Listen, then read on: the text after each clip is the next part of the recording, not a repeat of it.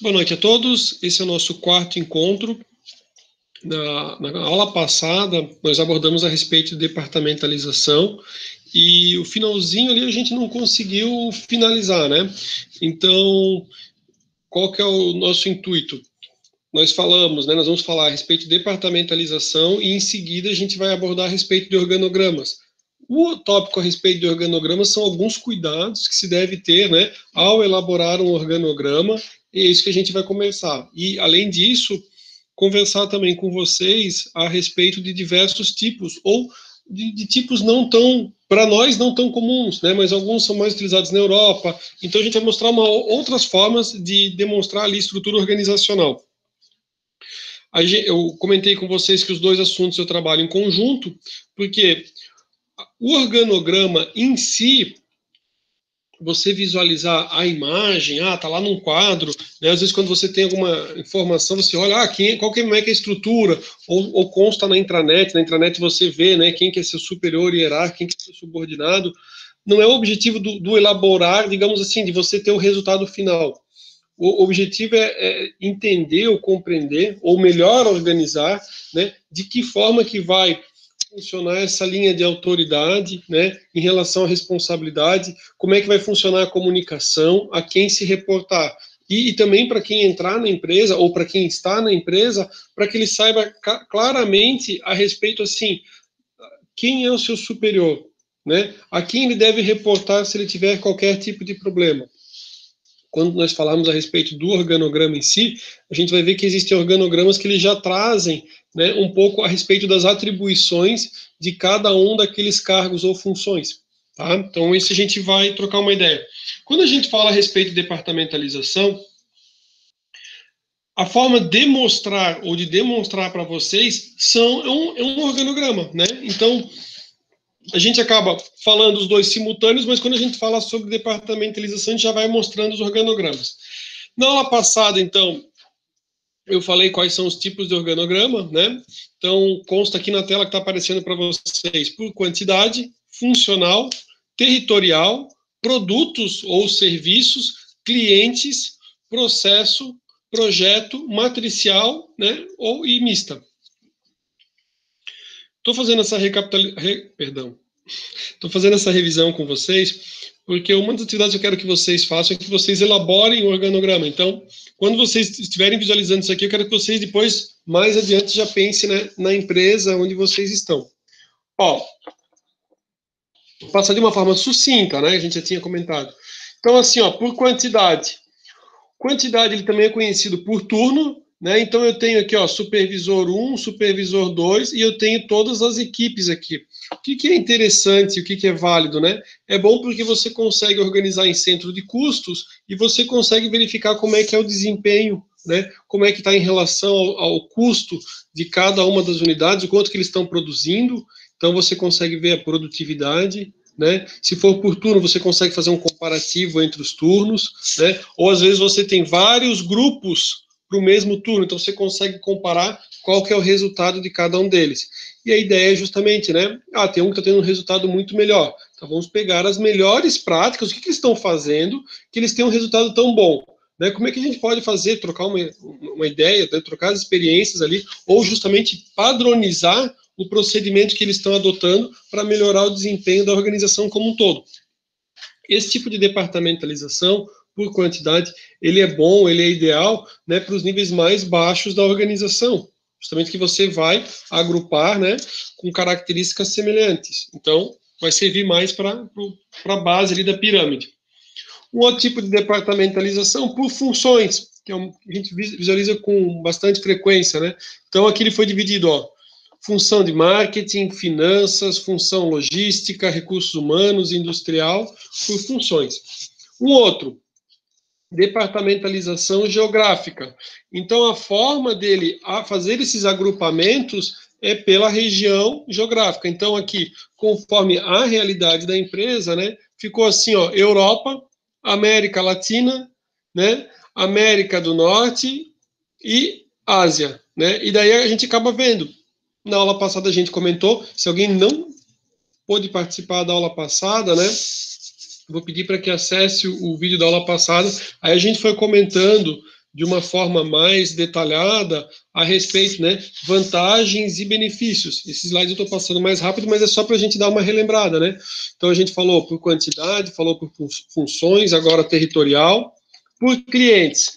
Aqui o agrupamento é feito conforme o tipo do cliente. A ideia o que é? Se todo o nosso intuito é justamente melhorar a produtividade, melhor planejar ali os processos, se eu tenho um determinado cliente que ele demanda um tipo de serviço específico que um outro grupo já não demanda, nada melhor do que eu especializar, né? Posso especializar pelo tipo de cliente. Então, o cliente, governo, ele demanda um outro tipo de processo diferente de empresas de forma geral, de forma ampla. Assim como, né, eu posso ter também situações onde aqui o meu cliente banco, né, ele demanda um outro procedimento. Ou não, você vai dizer assim, não, professor, o que acontece é assim, ó, eu quero organizar porque o profissional que está no atendimento, ele atende só banco, né? Pode ser que até o procedimento é muito parecido, mas ele tem um foco melhor. Ok, tá? Então a gente está vendo aqui por cliente. Vamos para a próxima forma. Por processo, né? Por processo você vai agrupar conforme o processo. Esse aqui eu não tenho organograma porque a ideia é justamente agrupar pelo processo. Por produto ou serviço. Então aqui eu tenho, né, veículos novos, veículos usados e peças e serviços. Tipo a ideia de uma concessionária. Concessionária eu tenho, né? Veículos novos, usados, peças e serviços. Eu não sei se na aula passada eu comentei como exemplo, mas assim, ó, às vezes na concessionária, o proprietário da concessionária pode até refletir e pensar assim, pô, veículo usado não acaba não sendo tão interessante. O veículo usado tem que dar garantia. O veículo usado, ele também, se dá algum tipo de problema, não é, digamos assim, ó, sei lá, tipo Chevrolet e veículo usado da Chevrolet. O cara tá em Chevrolet, ele tá vendendo um veículo da Nissan, da Peugeot, da Renault, da Citroën, né? E daí, né, ele tem que dar toda a garantia. Comentei na aula passada para vocês que serve não só para concessionária, serve para outras coisas, né? Às vezes, né, aqui a gente tem, né, um determinado produto ou um determinado serviço que ele acaba, tipo, a princípio ele fala assim, cara, isso aqui eu não tenho uma margem tão boa de lucro como eu tenho na questão de serviços, né, da concessionária ou na questão das peças. Assim como vocês podem analisar e pensar o seguinte, né, o que seria mais interessante para a concessionária seria vender só veículos novos e vender só peças e serviços. Na aula passada eu comentei o seguinte, que em muitos casos aquele veículo usado é utilizado meio como um chamariz, né? A pessoa, sei lá, o cara sempre tinha o sonho lá de ter um Mercedes. Aí o cara chega lá, ele vê o Mercedes, mas ele fala assim, cara, mas o vendedor pode chegar ou comentar também a respeito de um outro veículo. É claro, vai chegar a situações, óbvio que aquele veículo usado também é para ser vendido, né? Vai vender. Mas em alguns casos ele vai observar e falar assim, poxa, mas nessa faixa de valor eu não conhecia o carro dessa marca e acaba gostando e se interessando.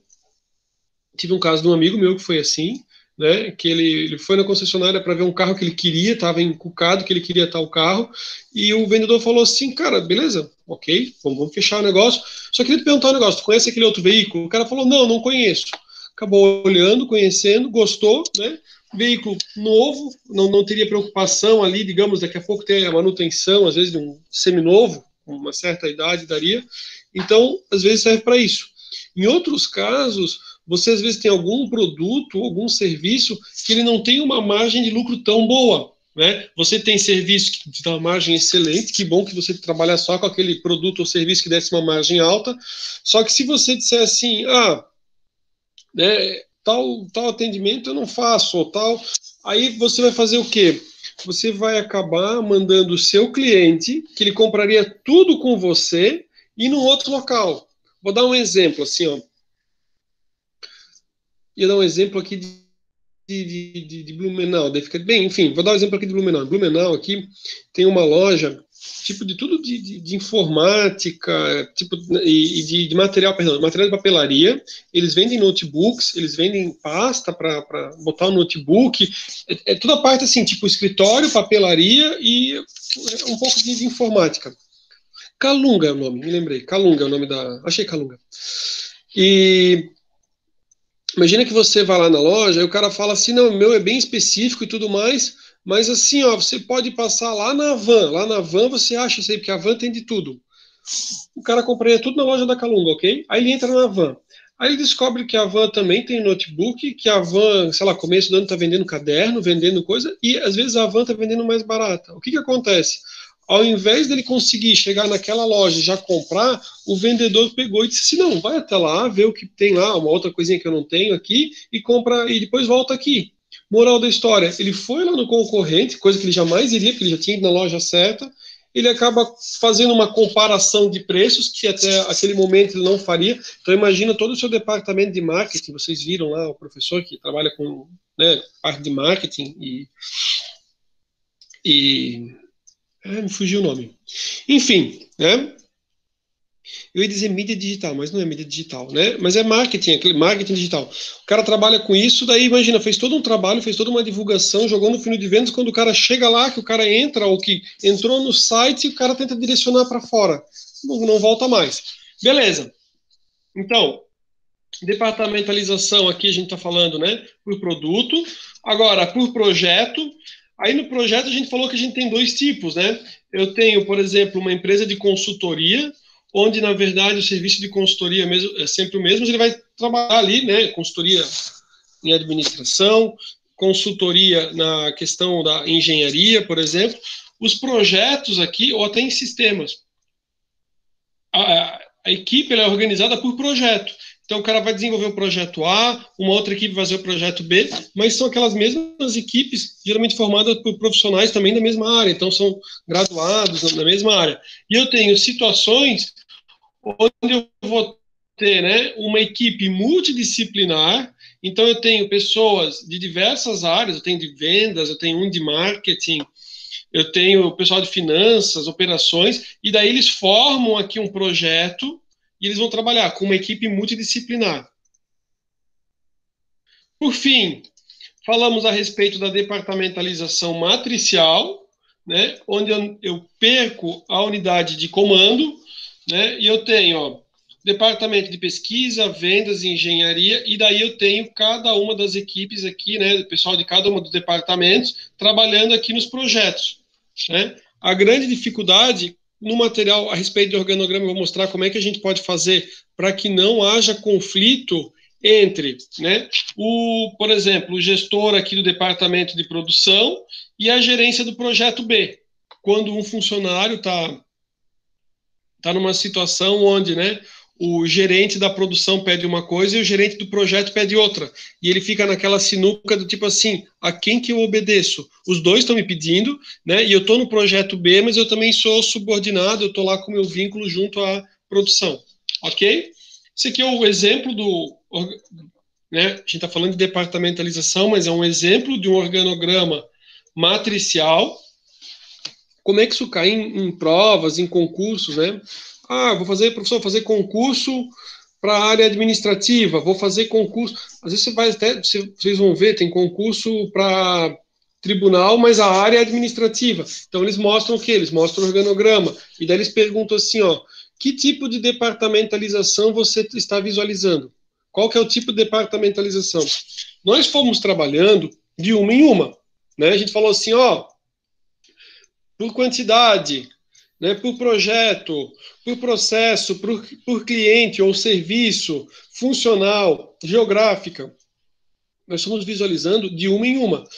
Só que vocês vão ver que alguns concursos, eles vão trazer, né? Poderia trazer a nomenclatura como departamentalização mista, mas em muitos casos não vai mostrar mista, ele vai mostrar assim, é possível visualizar que há a departamentalização, por exemplo, funcional, né, e territorial, né, que é por função e território, e geográfica, ok? Então vocês vão ver que em algumas situações ele quer ver se você consegue identificar qual que é. Eu vou, ao longo das nossas aulas, a gente vai mostrar, eu vou mostrar algumas questões ali de concurso de prova para que vocês possam visualizar. Eu vou esquematizar até para mostrar já no dia de hoje, tá? Beleza? Então, Isso é a respeito de departamentalização. Quando foi na aula passada, esse finalzinho aqui ficou um pouco mais corrido, mas agora a gente conseguiu mostrar. Ó, o exemplo aqui, ó, departamentalização, né? A mista. Eu tenho uma gerência de projetos, vários projetos, e eu tenho aqui, ó, se a gente for ver funcional, financeira, projetos e comercial, tá? Por funções, dá para ver claramente por funções. Dá para ver aqui, né, vários projetos, e aqui eu tenho territorial. Tá? Então, na área comercial, ele dividiu, né, por territorial ou conhecido como departamentalização geográfica.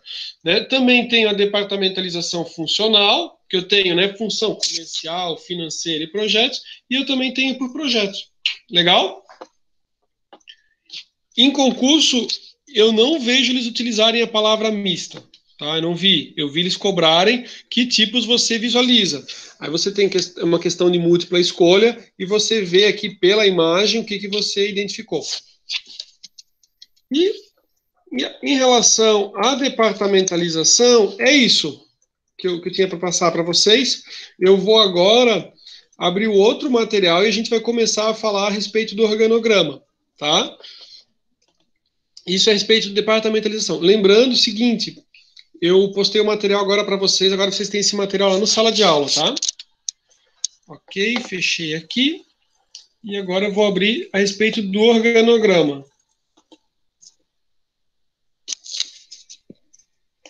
Tela cheia. Eu botei ele em PDF.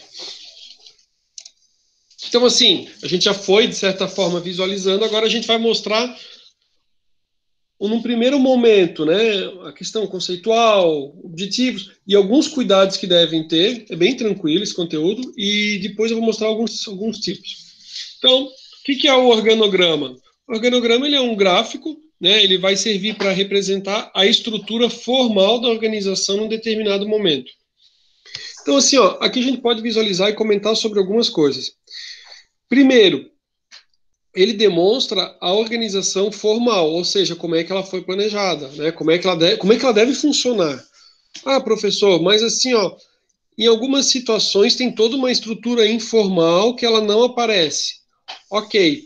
Então, assim, ó, vocês como gestores, né? Não adianta fazer um organograma que seja para inglês ver. Não adianta ter um organograma que mostra lá uma realidade que na prática aquele gestor não comanda coisa nenhuma e as coisas não funcionam. Aí vai caber de vocês a decisão de como é que vai ser feito, né? Tipo assim, ó, vou empoderar aquele gestor para que aquele gestor realmente ele tenha poder, ou no momento de selecionar para aquele cargo, eu já vou buscar aquela pessoa que tem uma certa liderança e que tem uma aceitação da equipe, né? Vocês sabem, quando a gente foi falando, e por isso que a gente começou ali a respeito de organização, o quanto é difícil quando a equipe inteira, ela adora de paixão um determinado funcionário, o cara é muito bacana, o cara realmente sabe muito sobre o assunto, e todo mundo fala para ele, bate nas costas assim, ó, fulano de tal está se aposentando, a gente tem certeza que você vai ser o nosso gerente, a gente adora, a gente sempre pergunta para ti todas as coisas, cada vez que o outro gerente que está se aposentando, né, ou que o gerente que está se aposentando, ele entrava em férias, você assumia, você com certeza vai ser o novo gerente. E todo mundo adora o cara, ok? Aí, chega no dia da reunião, né, no dia da reunião da empresa, chamam os funcionários e fala assim, olha, estou aqui, né, o superior, o diretor chega e fala assim, ó, estou aqui para passar para vocês, então, como vocês sabem, né, na sexta-feira passada foi o último dia do gerente tal, que agora se aposentou, né, até assim...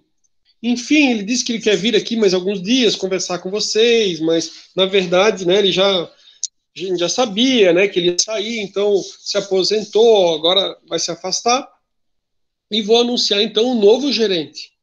Aí toda a equipe crente que era aquele colega, né, que era então colega deles, que ascenderia para a gerência, que é uma pessoa muito benquista e que vai tocar o negócio. Aí ele fala assim, eu tô aqui para anunciar, então, o novo gerente. Aí todo mundo já olha pro amigo, né? Todo mundo já olha e fala assim, cara, é você. Aí ele fala assim, Daí aí pega, abre a porta e fala assim, ó, seja bem-vindo fulano de tal, e entra uma outra pessoa. A equipe inteira se olha e fala assim, cara, o que está acontecendo, né? Aí ele fala assim, olha, esse gerente, né, ele vai assumir aqui, a gente já está há alguns meses procurando, ele é um cara super gabaritado, né, estudou lá na, né, fala um nome diferente, coisa, e ele é o cara que vai tocar. Os funcionários olham um para os outros e falam assim, cara, não estou entendendo, todo mundo jurava que ia entrar você como gerente. E daí, e daí, coloca ali no chat para mim, o que vocês acham que vai acontecer? Será que a equipe não vai sabotar esse novo gerente? Né? Será que o gerente vai pedir alguma coisa? Será que eles vão falar assim, porra, achei uma baita sacanagem do diretor, cara? O que você acha? É ou não é? Acontece ou não acontece? Coloca ali no chat, pessoal. Pode falar, prof? Claro, claro, fale. Melhor, melhor. Que tá osso aqui, o teclado do meu notebook não tá Não, conversando. não precisa falar, é melhor.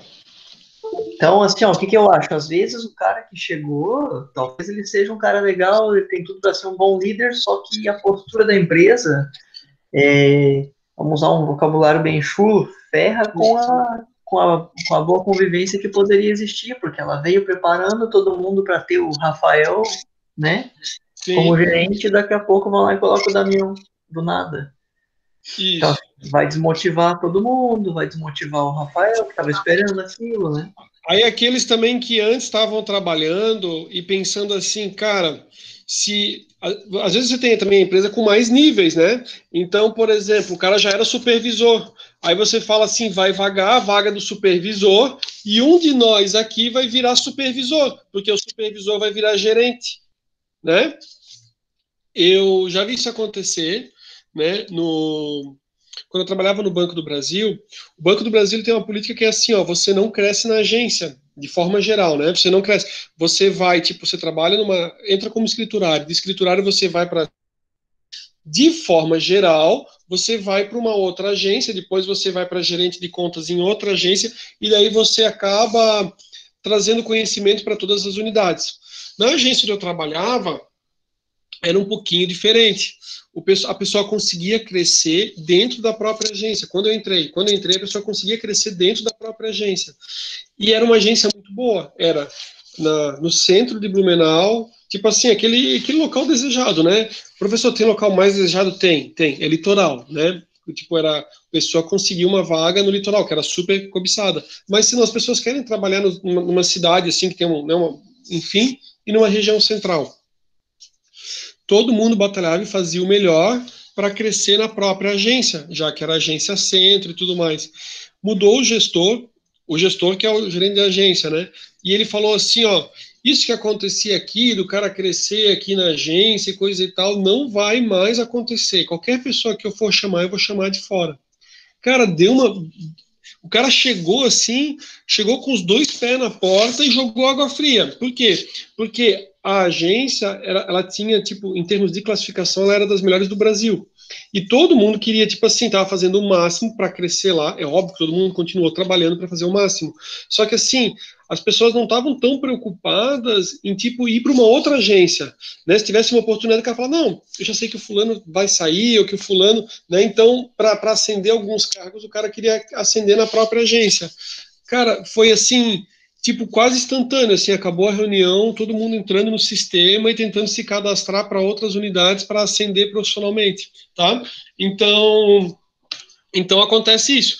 Aí, o dilema, porque, tipo assim, a nossa aula não é para saber isso, né? Tipo assim, professor, acontece, né? Será que tem gente que não sabe? Deve ter uns gestores assim que os caras são os cavalos que tu fala assim, cara, como é que o cara não sabe? Mas o meu intuito é que vocês já, né, façam uma reflexão e daí vocês vão pensar o seguinte: poxa, se eu tiver um dilema desses, né? Será que eu chamo o cara que é um interno que ele é bom e, sei lá, falta uma capacitação, eu capacito ele e eu vou deixar todo mundo super motivado, né? Ou eu preciso muito chamar o cara de fora para dar um banho de água fria. É uma decisão de cada um, né? Vocês sabem que acontece bastante do cara querer realmente chamar alguém de fora. Pior é que quando Às vezes o de fora, né, que nem falaram, pô, o de fora às vezes é bom pra caramba. Às vezes o de fora, apesar dele ser bom pra caramba, a equipe não gostou muito dele. Quando chega o momento que fala assim, então a gente vai chamar o fulano, que era o cara que a gente gostava, o cara já foi embora. Porque daí, quem é bom, cara, o cara não fica. Quem é bom não fica. Eu já vivenciei muitas coisas assim nessa vida, né? Eu já vivenciei situações, isso é um cuidado assim que eu sempre digo, né? Cara, paga bem o cara que trabalha contigo, né? Eu já vi acontecer e depois uma outra pessoa falou para mim o que ele tinha feito assim, tipo assim, meu, eu fiz um negócio super inteligente. Eu pensei, cara, que bobagem. A nossa região, a gente tem muito região litorânea tem muita questão da prestação de serviços. Na prestação de serviço tem muita gente com restaurante ou até lojas e tem o comissionamento. Vocês sabem disso, né? Tem comissionamento do vendedor e tudo mais. Restaurante a gente vê mais próximo, porque o restaurante, você vai no restaurante e tem os 10% da taxa do garçom, ok? Na venda do produto, geralmente você não vê. O que acontece? A pessoa tinha restaurante, eu já vi isso acontecer numa outra cidade, foi a maior bucha, e eu vi o cara do restaurante. O cara do restaurante em Balneário Camboriú, com um preço elevado, não era um preço barato. Aí ele pensou assim, ó, eu preciso fazer um preço melhor. Sabe o que ele fez do preço melhor? Ele fez o seguinte, ele falou assim, eu agora não vou cobrar 10%. Cara, 10% é do garçom ou é da equipe. Não, os 10% você paga lá pelo seu atendimento. Se o cara não quiser pagar, nem paga, né? Mas daí o proprietário lá, ele achou que ele era sabichão, ele pegou e cortou os 10% do garçom. O que acontece? O que acontece? Eu não sei se vocês conhecem alguém que trabalha, né, com restaurante ou que trabalha ali, às vezes trabalha como garçom ou é garçom, ou enfim. Mas tem um restaurante, não vou falar o nome, não vou entregar, né? Que foi me passado, eu não conheço a pessoa, mas o cara me falou assim, Rafael, tem um restaurante, vocês vão saber qual que é, né? Perto da Polícia Rodoviária Federal ali. Um garçom ali na temporada tira em torno de uns 6, 7 mil reais, tá? Por quê? Porque ele tem ganha a comissão e os pratos vão e tudo mais. Aí você pega e pensa assim, ó, vou pagar um valor X de salário. O que acontece? Tem duas pessoas na questão do restaurante. Tem aquele que leva a bebida, leva a comida, e tem o cara que é o garçom. O que o garçom faz? Quando você chega na mesa, ele diz assim: olha, o senhor vai pedir tal prato, poxa, tem tal vinho que é um excelente vinho para acompanhar. Aí você já vende uma garrafa, né, de um vinho com valor agregado. Na hora de oferecer um produto, imagina o cara. Imagina o McDonald's. O McDonald's o cara fala 1, 2, 3, 4, 5, 6, até o número que tiver, certo? Quando você vai no restaurante, às vezes se você tem alguém que entende, né, que o cara vai te atender, ele fala assim, olha, né, doutor, tem um prato que é excelente aqui, a lagosta não sei do que, né, aí ele fala, ó, o congro tá muito bom, enfim, ele vai direcionar, né, o cliente para o melhor prato. Melhor porque eu digo assim, ó, mais gostoso, mais saboroso, mais fresco, ok? Agora, se você paga o salário, e é verdade, às vezes você paga um valor de salário para o cara fala assim, vou cumprir minha obrigação, né? Vou cumprir minha obrigação, né? É claro que também não precisa do 880, né? Mas vamos fazer do 880. O cara tá com um salário assim, mais ou menos, o cara já quase joga o cardápio em você e ele fala assim, o que tu quer? Né? O que tu quer? Cara, aí o cliente já levanta e vai embora, né? Desiste. O que acontece na prática, para não ser 8,80, aquele garçom bom que oferece um bom produto, que sabe vender vinho, ele vai ganhar o percentual, a equipe toda vai ganhar o percentual, e todos os garçons estão trabalhando para fazer o melhor. Porque assim, ó, quando você, né, vocês moram no litoral, mas quem é de fora, às vezes tem gente, cara mora lá, sei lá, em Belo Horizonte. O cara chega no litoral, ele não tá lá no litoral para comer um pão com manteiga. O cara vai lá, ele quer comer num restaurante bom, quer tomar um bom vinho, ele quer recordações, né? Então ele quer recordações. Então ele vai investir. Poder aquisitivo altíssimo, o cara tem um imóvel de 5 milhões, né? Vai pedir um. Não vou falar o peixe, vai que alguém gosta do peixe, mas tem peixe ali que o pessoal, né, critica, assim, quando fala o nome, que tipo é um peixe mais baratinho, né? Então o cara não vai, o cara quer comer o que tem de melhor. Ou seja, o que aconteceu no restaurante, finalizando? o restaurante cortou os 10%. Quem era garçom bom, que ganhava bem, porque sabia vender, foi trabalhar em outros restaurantes, o concorrente ficou feliz da vida, né, o restaurante concorrente, e depois passei um tempo, o restaurante fechou. Cara, se o preço não tá legal, sei lá, faz algum cálculo, vê os custos, mas tipo assim, ó, o percentual do garçom não tira, dá uma bonificação, faz alguma coisa para todo mundo atrair, né, cliente, e não para tua equipe de vendas ir embora. Beleza? Então tá, ó. O organograma, ele deve ser utilizado como instrumento de trabalho. Requisitos, né, para um bom organograma. A pessoa, quando ele olha o organograma, ele tem que ser fácil leitura, ele tem que ser de fácil entendimento. Então, o objetivo é que você olhe e visualmente ele seja bem legal de você entender ali como é que funciona a estrutura da sua organização, tá? E permitir uma boa interpretação dos componentes da organização, né, que faz parte da organização, e fazer parte de um processo organizacional da representação estrutural. O que nós falamos? Ele representa a estrutura formal. A ideia é que ele seja o mais dentro, né, da realidade, não é fazer um negócio totalmente fora da realidade. Como o mundo é muito dinâmico, então assim, a gente está trabalhando, teve situação de pandemia, mudou tudo, mudou não sei o que, tal, a pessoa tá. Então, assim, ó, o organograma ele também deve ser flexível. Não é que você vai criar para ele não ser, né, utilizado ali a estrutura. Só que com o passar do tempo, ou pode ser que nem passe tanto tempo, mas pode ser que a estrutura tenha que se readaptar a mudanças. Então, assim, ó, ele é sim flexível, só que é uma flexibilidade, né, que a gerência, a direção, junto com a empresa como um todo, vai fazer essas alterações, né? Não é para o cara lá que trabalha na empresa dizer assim, eu não concordo, vou alterar. Não é ele, né? É a empresa como um todo. E, mencionando, né, há um grande número de técnicas de representação, dentre elas, né, estrutural, setorial, radial, circular, funcional, estrutural, funcional e matricial. E é sobre isso que a gente vai visualizar, então, nos próximos slides. Ele serve para, né, o objetivo do organograma, demonstrar como é que está dividido o trabalho. O organograma ele pode trazer mais informações, você pode, inclusive, visualizar quantas pessoas trabalham ali naquela função, né, ou abaixo dele, quantos funcionários tem, até para você ter uma maior orientação. Dividindo a organização em frações organizacionais, em partes menores. Também, né, destacar, o objetivo do organograma, destacar a relação superior-subordinado, né, e a questão de você, né, delegar ali a autoridade. Lembrando que a pessoa delega a autoridade, mas nunca a responsabilidade. A responsabilidade vai ficar sempre com o superior. Evidenciar o trabalho desenvolvido em cada unidade, detalhando qual que é o tipo de trabalho desenvolvido. Você também vai conseguir visualizar, né, quais são os cargos existentes. Dependendo do organograma, você pode ter um organograma com o nome de quem está em cada um dos cargos.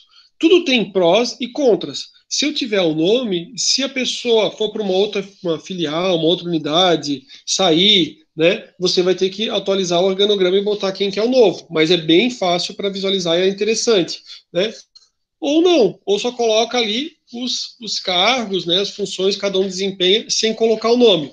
Mas se quiser, você pode colocar o nome, tá correto também.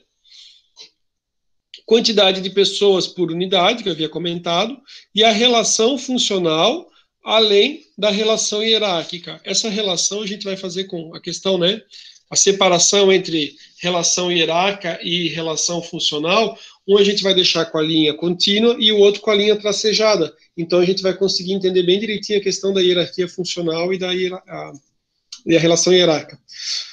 Facilitar a análise organizacional.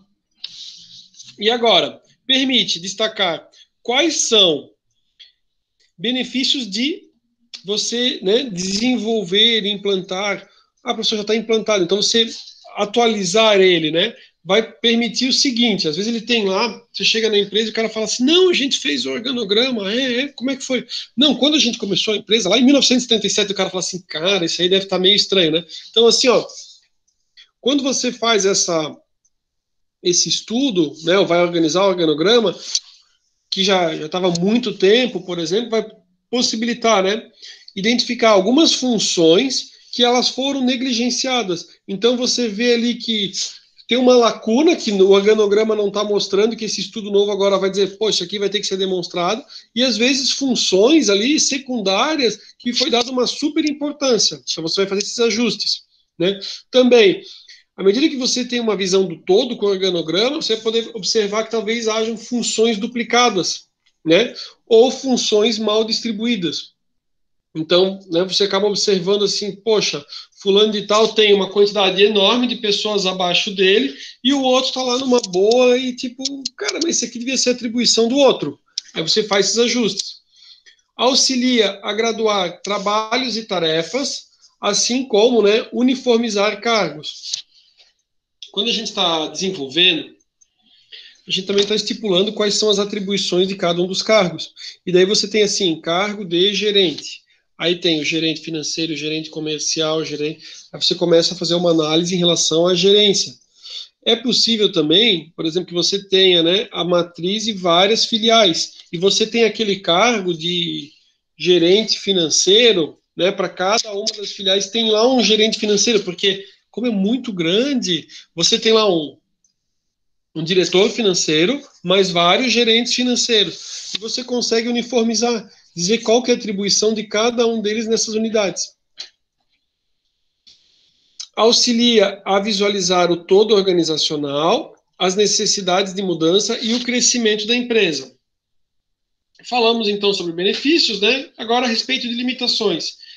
Ele vai exibir o organograma apenas uma dimensão dos relacionamentos existentes entre os indivíduos e entre as fações organizacionais. E ele vai mostrar o que deve ser. Às vezes pode ser que ele mostre o que deve ser, mas não como realmente é, né? Aqui é uma limitação, mas é algo para se trabalhar, né? É claro, quando você está planejando a empresa, você vai dizer assim, cara, é assim que eu quero que funcione, né?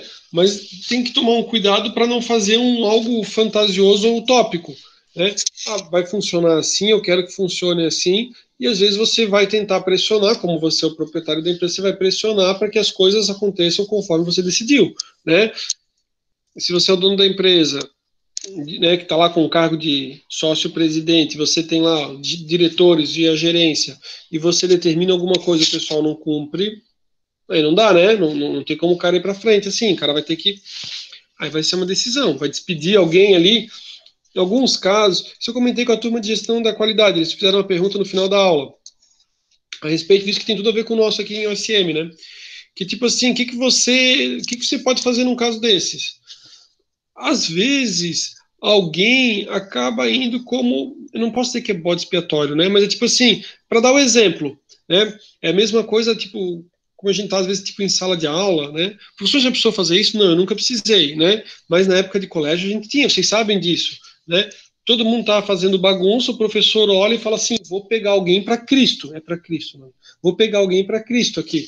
Aí todo mundo fazendo um pouco de bagunça, ele fala assim: você vai lá para a diretora. Aí quando o rapaz sai, ou a menina sai da sala, geralmente é rapaz que é bagunceiro, né? Quando o rapaz sai ali da sala de aula, a sala toda fica quieto. O rapaz vai se lascar lá com a diretora, né? Mas assim, ó, algum ia ser escolhido, né? Algum ia ser escolhido. Eles esperaram só para ver, a sala toda fica quietinha, assim, coisa, né? Acontecia isso. Isso acontecia com vocês no colégio de vocês, ou o colégio de vocês, assim, era um outro mundo, assim, não acontecia essas coisas? Super acontecia, hein? Super acontecia, né? Eu não sei, sabe? Eu sempre fui um aluno bacana, assim, mas na minha turma, cara, era assim, era professor de biologia que deu uns problemas lá, se afastou, era professora de matemática que se afastava, né? Acho que a gente era meio chato, eu acho. Era muito estressante, né? Na época de ensino médio, né? Primeiro, ensino médio não, mais assim até a oitava série, né? Acho que as crianças eram meio, né? Faculdade é bem tranquilo. Beleza. Regras gerais. Deve conter o nome da organização, o autor, a data e o número. Qual que é o objetivo? É assim, ó. Às vezes a pessoa faz o organograma e não coloca, né, tipo, o autor que eu digo, não precisa ser você, mas pode ser qual foi o departamento que é responsável pela elaboração do organograma, ou qual que é o setor que fez, né, gestão de pessoas, ou até pode ser que seja o nome da pessoa. Por quê? Porque a ideia é o seguinte, se precisar atualizar, a quem que a pessoa questiona? Ou quando a pessoa não entendeu, a quem que ele procura? A questão da data e do número é justamente assim, ó, se tiver só o número, beleza, o número vai servir para você saber assim, ó, a pessoa, digamos que o escritório é meio bagunçado, daí ele vê 2 organogramas, ele fala assim, como é que é possível 2 organogramas para a mesma organização? Tipo, não faz o menor sentido. Dois organogramas. Aí ele observa o seguinte, se tiver o número, é claro, né? Que ele tem uma numeração, ou seja, né? É como se fosse assim, ó, organograma, né? O 1, aí depois ele passou para uma atualização, ele foi para o 2, né? O 1.0, 2.0, assim como a gente vê com várias coisas, né? Então ele já vê o 2, ele é o 3, ele é a versão 10, é a versão 15, né? E também a questão da data.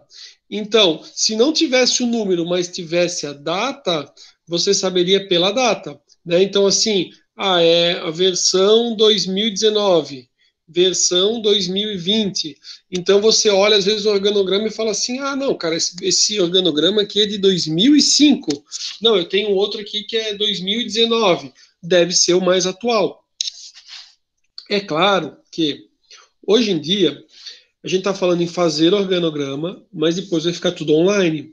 Então a pessoa consegue ver qual que é o atual e é importante você ter uma noção de histórico. Por que é a questão de histórico? Porque se você depois quer entender como é que era a organização, como é que ela estava estruturada 10 anos atrás, como é que ela está depois 5 anos, agora, você começa a ver como é que ela evoluiu. Você tem um histórico da organização, como é que ela foi se alterando. Aí pode ser que você daqui a um tempo quer fazer uma alteração e o cara fala assim, olha, isso aqui era assim há uns 4 anos atrás. A gente fez, mas não ficou legal, por isso e aquilo.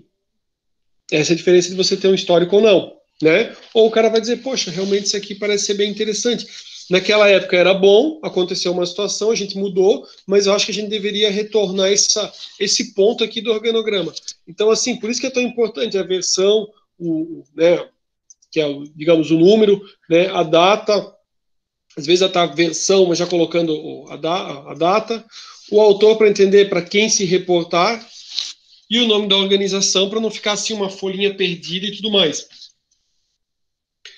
Deve ser mostrada a referência de outros gráficos, porque a gente vai ter outros gráficos para demonstrar outros pontos, e para análise ela deve apresentar a estrutura existente, né? Não é para botar um negócio utópico, é como é que é. Aqui a gente fazendo em retângulos, né? Colocando os retângulos. Os retângulos devem conter os títulos dos cargos. Se há necessidade do nome do ocupante, esse deve aparecer ou fora do retângulo ou com um tipo de letra diferente.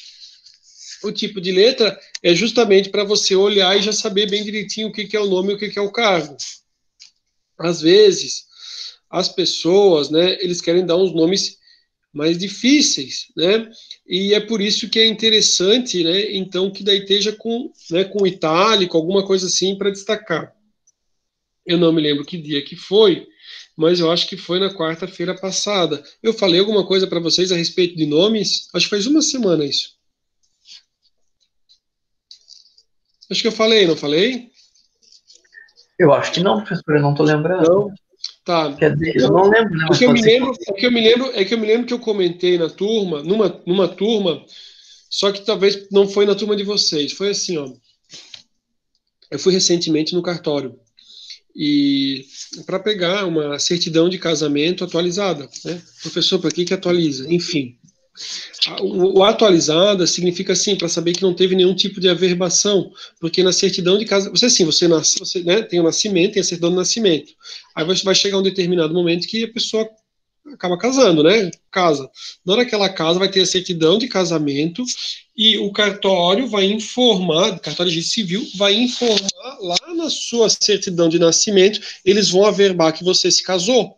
Então, você nunca mais vai pegar aquela certidão de nascimento lá e vai constar como se fosse solteiro, porque eles vão avisar que é casado.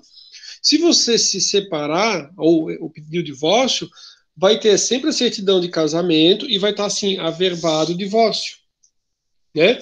Ou se ficou viúvo, alguma coisa, essas averbações elas vão constar, né? Então você consegue visualizar. Casou de novo, separou, aí cada um com o seu histórico, né? Tem uns que pode ter uma ficha assim que casou 5 vezes, né? Enfim, eu precisei ir lá, porque eu precisava de uma certidão de casamento atual, para dizer que não tinha nenhum tipo de averbação que permanecia casado. Ok, né? Eles solicitaram, coisa e tal. Ok. Quando eu fui lá, tinha um casal, não tão jovem, mais jovem do que eu, obviamente, e eles estavam lá e eles falando assim que eles queriam falar com a gerente, que falar com a gerente. Aí eles falaram, mas é nome próprio. Daí eu pensei, cara, o que que é, né? Aí pensei, vou ficar na minha, né? Vou ficar na minha, né? O que que aconteceu? Ele falou, a atendente, ela falou assim, olha, senhor, não tem nenhum nome de pessoa no país com esse nome, não tem ninguém. Aí ele falou, então, é por isso que eu quero dar o nome para a criança de Bege. Bege, bege, a cor bege, sabe bege? O nome da criança é ser bege, né? Bege, o nome tem que ser bege. Aí ela falou, olha, eu não posso fazer o registro da criança como bege, não posso. Não, então você chame a gerente, coisa e tal, eles batendo o pé lá, queriam chamar a criança de bege. Cara, a gente já sofre bullying de tanta coisa quando é pequenininho, né? As crianças, os pequenininhos são os demônios, assim, eles falam às vezes que pensam, coisa e tal, né? E daí queriam dar o nome de bege, né? Graças a Deus saiu minha certidão de casamento rápido, né? E eu pude ir embora feliz e contente, né? Deixei lá eles lá com o problema deles que não tinha nada a ver com o meu, né? Cada um cuida dos seus problemas. Mas assim, ó, cara, por essas e outras razões, né? Vai que depois você tem lá o departamento de almoxerifado e quem está ocupando lá, a biblioteca, né? Quem está ocupando o cargo lá é o fotocópia, né? Então, assim, a pessoa não sabe se é almoxerifado e fotocópia e o nome da pessoa é Silva, ou se fotocópia Silva é o nome da pessoa. Então, assim, para essas coisas, né?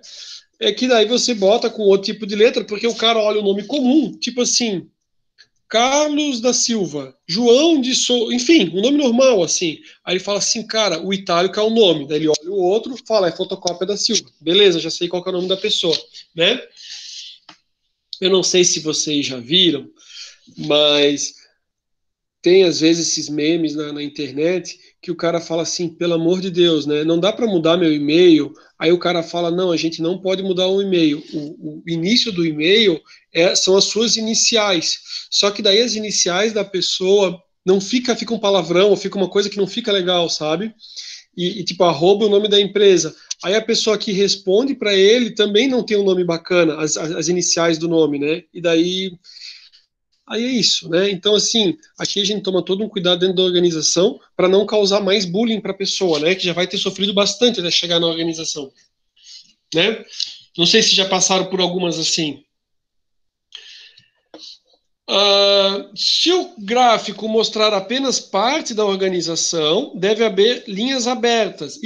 Essas linhas abertas para demonstrar a continuidade é a mesma coisa que a gente vai fazer no fluxograma, tá? Pessoal, a gente foi falando e eu vi que a gente acabou avançando um pouquinho. Vamos fazer a nossa pausa, que a gente também já veio de uma live. Vamos fazer a nossa pausa de uns 15 minutinhos. Daqui a 15 minutos a gente retorna. Aí a gente para daqui de onde paramos, aqui do organograma, tá bom? Daqui a 15 minutos voltamos. Um abraço, pessoal. Até daqui a pouco.